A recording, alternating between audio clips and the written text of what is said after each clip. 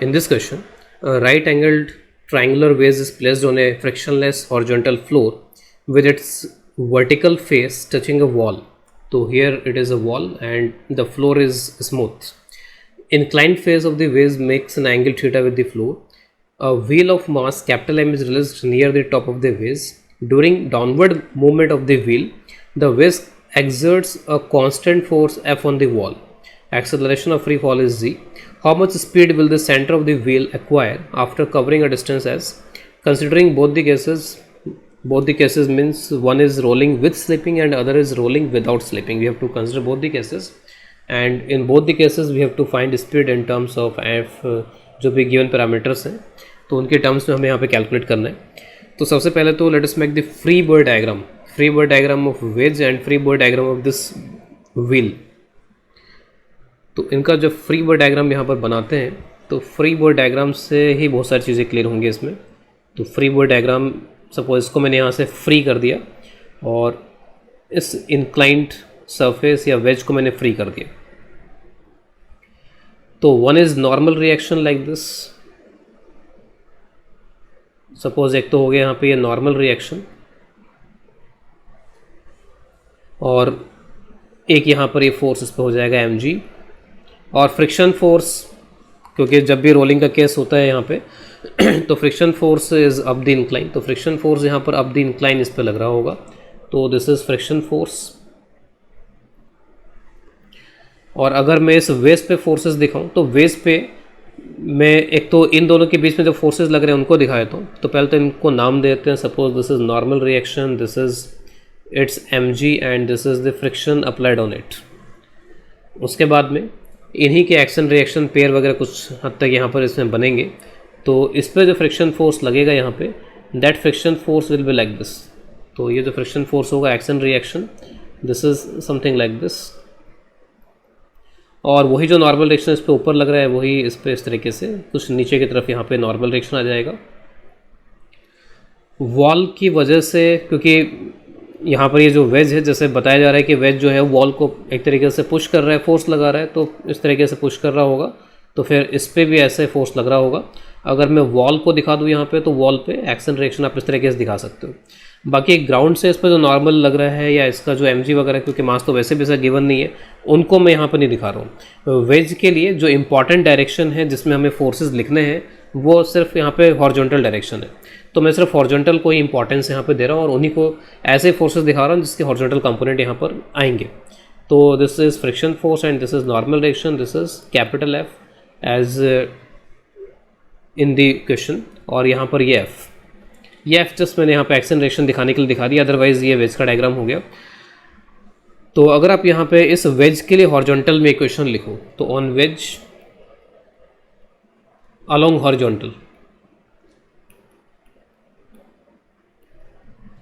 तो अगर मैं ये इक्वेशन लिखता हूँ तो this equation will come out like this. तो बस कंपोनेंट्स आप देखते जाओ कि क्या क्या कंपोनेंट्स यहाँ बनते जाएंगे. तो नॉर्मल का ये कंपोनेंट, फ्रिक्शन का ये कंपोनेंट कुछ ऐसा आएगा.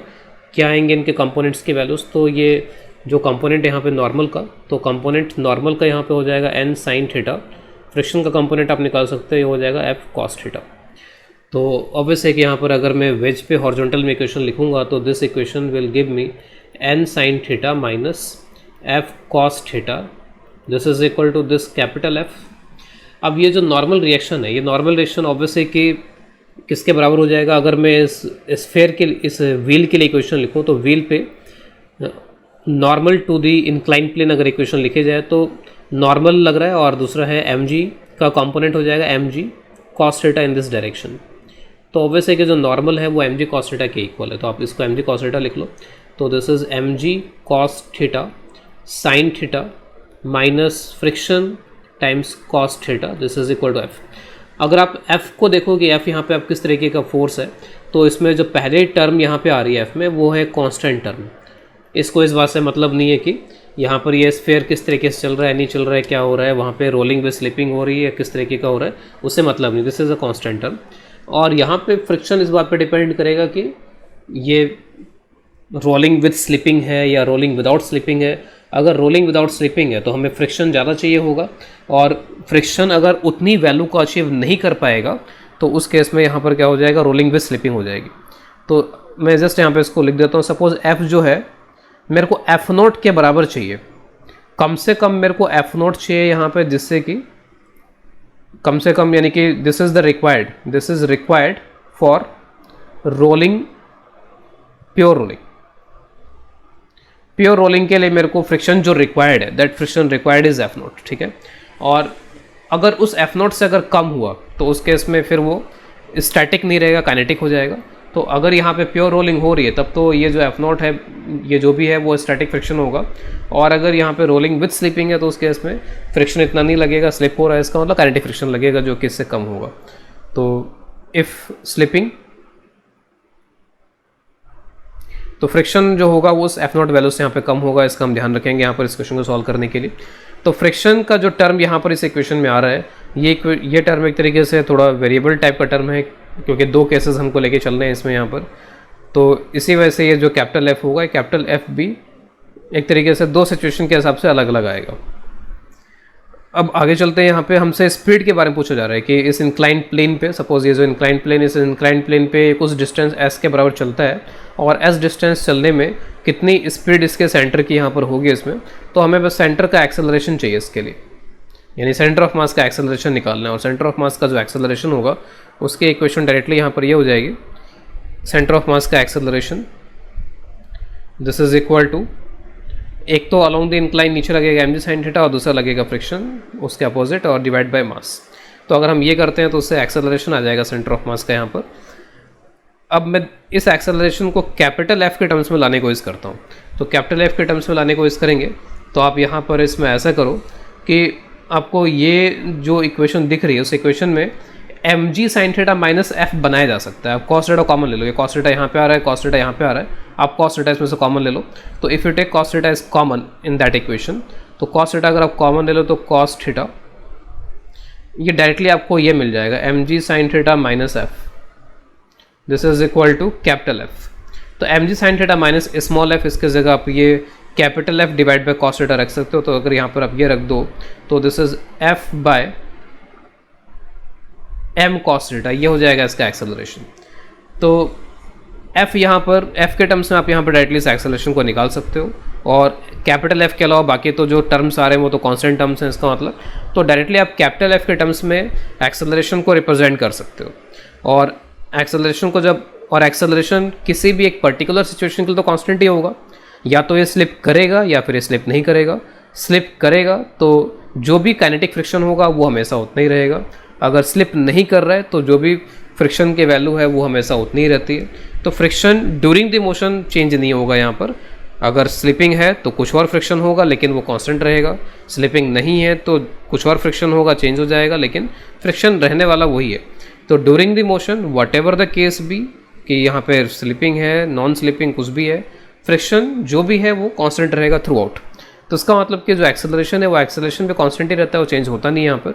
तो फिर मैं यहाँ पर अगर मेरे को स्पीड चाहिए तो उसके लिए मैं ये इक्वेशन यूज़ कर सकता हूँ। I can use this equation two find the speed v square, क्योंकि मेरे को डिस्टेंस ट्रैवल्ड ये सब कुछ दिया हुआ है तो, या डिस्प्लेसमेंट दिया है तो मैं ये लिख सकता हूँ। और इनिशियल वेलोसिटी को यहाँ पे 0 ले लेते हैं इसमें। तो यहाँ पर जो v आएगा वो हो जाएगा √2s, और a की जगह पे a की वैल्यू यहाँ पे यूज़ कर लो f by m cos theta, sorry,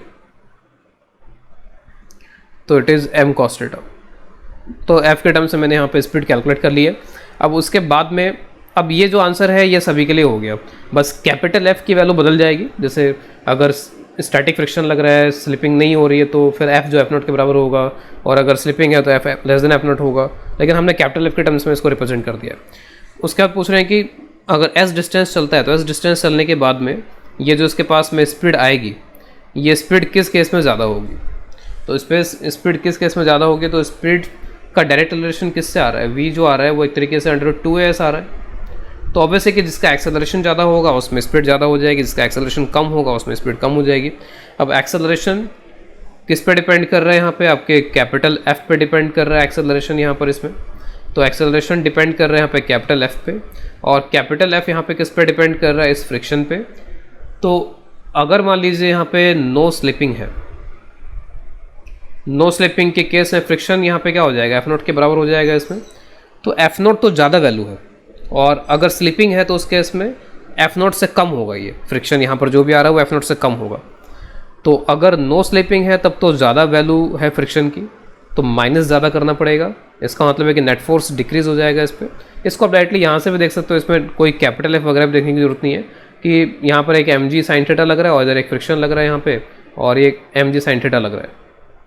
तो mg साइन थीटा तो कांस्टेंट ही है, और फ्रिक्शन यहाँ पर अगर स्लिपिंग नहीं है तब तो ज़्यादा फ्रिक्शन लग रहा होगा, स्लिपिंग नहीं है तो उस केस में तब तो यहाँ पर ज़्यादा फ्रिक्शन का मतलब है कि एक्सेलरेशन फिर यहाँ पर कम हो गया। तो नो स्लिपिंग के केस में, जस्ट मैं इसको अब इस तरीके से लिख देता हूँ, नो स्लिपिंग के केस में अगर मान लीजिए वेलोसिटी यहाँ पर v1 है और स्लिपिंग के केस में, और ये सपोज यहाँ पर a1 है, और स्लिपिंग के केस में अगर यहाँ पे ये v2 है और यहाँ पे a2 है, तो स्लिपिंग के केस में फ्रिक्शन कम हो जाने की वजह से एक्सेलरेशन बढ़ गया है। तो एक्सेलरेशन बढ़ गया यहाँ पर स्लिपिंग के केस में, तो उसे जो वेलोसिटी है, सेंटर ऑफ मास की जो वेलोसिटी है वो बढ़ गई है यहाँ पर। तो कुछ लोगों के लिए हो सकता है कि ये रिजल्ट सरप्राइजिंग हो कि यहाँ पर in which case will the centre of wheel acquire higher speed, तो स्लिपिंग वाले केस में ज़्यादा स्पीड आएगी, क्योंकि कुछ लोगों को ये लगता है कि स्लिपिंग है तो एनर्जी कम हो जाए, काइनेटिक एनर्जी कम हो जाए, काइनेटिक एनर्जी वगैरह का लॉस हो जाएगा, उतनी काइनेटिक एनर्जी नहीं आएगी। तो ये बात सही है कि उतनी काइनेटिक एनर्जी नहीं आएगी, ठीक है। लेकिन यहाँ पर काइनेटिक एनर्जी के आप देखो दो फॉर्म है, एक तो है ट्रांसलेशनल और दूसरा यहाँ पर रोटेशनल है। ओवरऑल काइनेटिक एनर्जी के लिए हम बोल सकते हैं कि फ्रिक्शन की वजह से लॉस हो गया होगा, जब स्लिपिंग का केस है तब लॉस हो गया होगा, और उस लॉस की वजह से काइनेटिक एनर्जी जो आई होगी वो कम हो गई होगी वहाँ पर। लेकिन हमसे जो पूछा गया दैट इज़ स्पीड, तो स्पीड जो है वो स्लिपिंग वाले केस में यहाँ पर ज़्यादा होगा स्पीड, काइनेटिक एनर्जी भले ही कम होगी क्योंकि कुछ there is some loss due to friction.